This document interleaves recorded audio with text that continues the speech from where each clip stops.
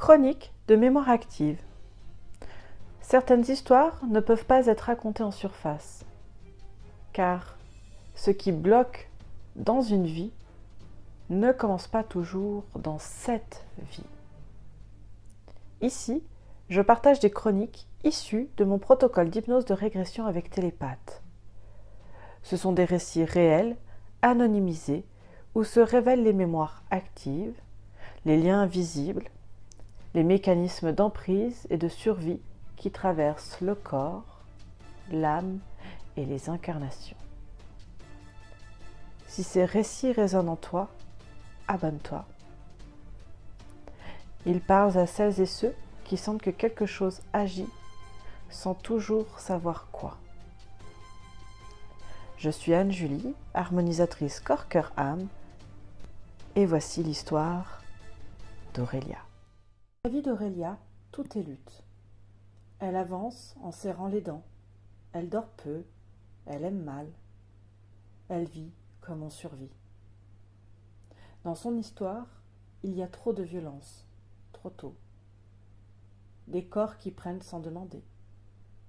Des silences qui étouffent.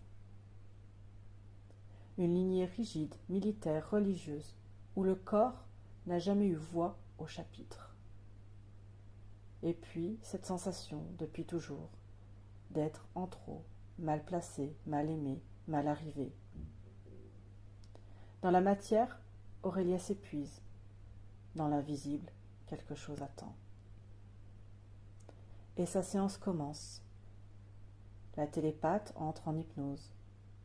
Elle ne sait rien d'Aurélia, ni son passé, ni ses blessures, ni ses combats, et pourtant, la première chose qui arrive n'est pas une image.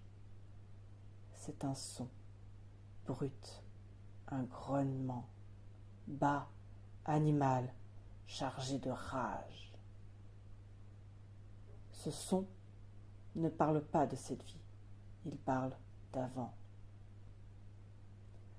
Dans le corps d'Aurélia, tout est dense, comme figé, comme si le mouvement avait été interrompu il y a longtemps.